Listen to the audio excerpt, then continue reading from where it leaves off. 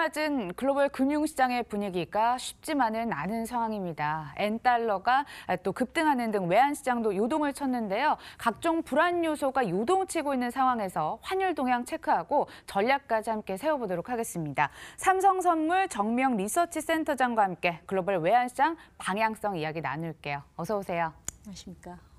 우선은 작년 한 해를 돌이켜 봐야겠습니다. 네. 강달러 현상으로 인해서 몸소 또 파고를 겪었던 한 해가 아니었나 싶은데요. 네, 그렇습니다. 지난해 사실 연초는 달러가 굉장히 약하게 시작을 했었는데요.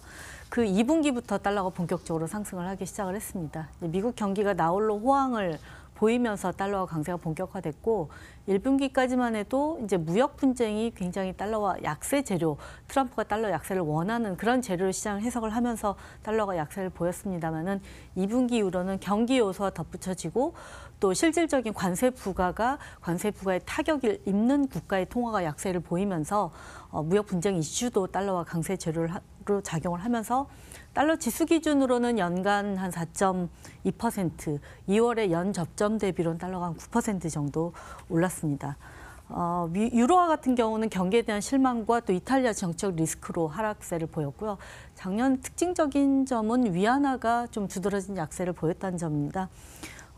통계상으로 보면 변동 환율 제도를 도입한 이후에 가장 위안화가 가파르게 하락을 했다라고 볼 수가 있는데 경기 부진에다가 무역 분쟁이라는 여파까지 중국에는 좀 상당히 어려운 재료들로 작용을 했습니다.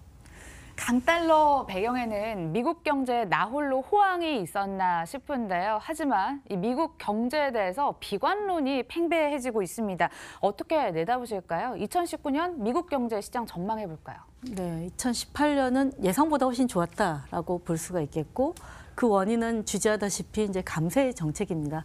감세 정책으로 인해서 기업들의 투자가 굉장히 활성화되었었고요. 기업들 실적에도 긍정적인 영향을 미쳤습니다. 하지만은 올해는 이제 감세 효과가 반감이 되는 가운데 글로벌 교육이 둔화가 되고 또 미국 주택 경기가 좀 계속해서 둔화가 되고 있는 모습에다가 IT 기업들의 수익 부진 이런 변수들을 시장에서 예상을 하고 있기 때문에 미국의 성장률은 적어도 2% 중반 아니면 2% 초반까지 지금 떨어질 것이다라는 게 시장의 전반적인 예상입니다. 작년에는 감세로 미국 경기를 살렸다면 올해는 이제 인프라 투자 쪽으로 트럼프가 정책적인 포커스를 모을 거라고 예상은 하고 있지만 미국의 하원이 이제 민주당으로 넘어갔기 때문에 하원의 의결을 받아서 인프라 투자를 집행을 하기에는 트럼프의 뜻대로 좀 되지 않을 가능성 이런 부분도 미국 경기에 대한 기대를 좀 크게 갖지 않고 있는 그런 배경으로 자리를 하고 있는 것 같습니다. 미국이 지금 글로벌하게는 무역 분쟁하고 그다음 선진국의 긴축 이거를 가장 큰 또 거기다 중국 경기 부진 요 세 가지를 가장 좀 악재적인 요소로 이렇게 시장에서 받아들이고 있는데 미국 쪽으로 좀 포커스를 좁혀보자면 트럼프의 그동안의 행보를 보면은 주식에 굉장히 민감한 그런 반응을 보이고 있습니다. 그래서 최근에 미국 주가가 빠진 데는 중국과의 그 무역 분쟁 또 연준의 긴축에 대한 시장의 두려움 이런 것들이 이제 결합이 됐기 때문이라면 트럼프가 좀 경기가 이렇게 둔화가 되는 국면을 좀 진정을 시키기 위해서 중국과의 긴장 관계를 완화할 가능성이 있지 않을까라고 생각이 되고 또 경기가 예상보다 좀 빠르게 둔화가 되는 국면이 연준의 긴축 속도를 늦추는 지금 시장에서는 연준이 올해 금리 인상을 못할 걸로 이렇게 현재 가격에서 반영을 하고 있는데 이제 어쨌든 연준의 행보가 느려지는 그런 부분들이 지금 시장에서 갖고 있는 공포보다는 미국 경기가 좀 연착륙을 할 수 있는 그런 요인으로 작용할 수도 있을 거라고 생각을 하고 있습니다. 그렇다면 앞으로 달러와 가치는 어떻게 변동이 될까요? 그간 발언을 살펴봤을 때 트럼프 대통령도 약달러를 선호하는 분위기인데요. 그간의 강세 흐름에 혹시나 제동을 걸 만한 요인은 없는지까지 한번 체크 부탁드리겠습니다. 네. 작년에는 이제 미국 경기에 나홀로 호황이 달러 강세를 지지를 했다면 최근에 미국 경기 부진에 대한 우려가 커졌기 때문에 시장에서도 달러화를 자신 있게 매수하지는 못하는 상황입니다. 시장 전반적인 컨센서스는 달러가 올해 좀 하락할 거다라는 전망이 우세하다라고 볼 수가 있겠고 거기에는 미국 경기 둔화라는 요인이 자리 잡고 있습니다. 그런 점에 있어서는 저희도 올해 이제 달러화가 전반적인 약세 기조를 나타낼 거다라고 예상을 하고 있기는 한데 2017년 같은 경우는 미국 경기가 나쁘지 않았지만 다른 나라 경기가 워낙 좋으면서 달러화가 약세가 또 트럼프 약달러 선호와 맞물리면서 달러화 약세가 진행이 됐었다면 올해의 상황을 보자면은 다른 지역 경기 역시 좀 신통치 않다. 특히 중국에 대한 부분은 계속 경기가 회복될 수 있는지를 시장에서 판단을 하고 가야 되는 그런 상황이라고 본다면 미국 이외에 다른 지역도 경기가 안 좋다라는 측면에서 미국 경기가 좀 부진하더라도 달러화 약세는 제한적일 거라고 생각을 하고 있고요. 트럼프는 좀 상황에 따라서 달러화 약세를 선호한 쪽으로 올해 좀 다시 부각시킬 가능성은 있다라고 생각을 합니다. 달러화가 일방적으로 오른다 내린다라고 보기보다는 올해는 선진국 통화 대비 달러화가 약세를 보일 가능성이 좀 더 높다. 선진국 통화 대비 미국의 경기에 상대적인 우위가 줄어들었기 때문에 선진국 대비 달러화에는 좀 약세를 보일 가능성이 높지만 글로벌 경기 부진 우려로 인해서 전 세계 금융시장에 이렇게 높은 변동성을 유지한다라고 하면 신흥국 통화에 대해서는 달러화 강세가 유지될 수가 있다라고 봅니다. 따라서 올해는 특히나 선진국 통화와 신흥국 통화가 좀 차별화될 가능성이 크다라고 생각을 하고 있고요. 다만 이제 신흥국 통화 같은 경우는 최근 한 3, 4년 동안 통화 가치 하락폭이 상당히 컸었습니다. 그렇기 때문에 그런 측면에서는 작년만큼 신흥 통화의 약세가 가파르게 진행되지는 않을 것 같다라고 저희는 전망을 하고 있습니다. 미국 경기 둔화 우려감에 따라서 약달러 기조를 전망을 하고 계셨고요. 다만 하방은 어느 정도 제한이 돼 있을 것이다 라고까지 한번 체크를 해보겠습니다. 자, 반면 원화 같은 경우에는 지난해 오르내림을 반복을 했습니다. 올해도 변동성 확대될까요? 작년에 체감하기는 많이 움직이긴 했는데 다른 통화에 비해서는 원화가 상대적으로 안정적이었습니다.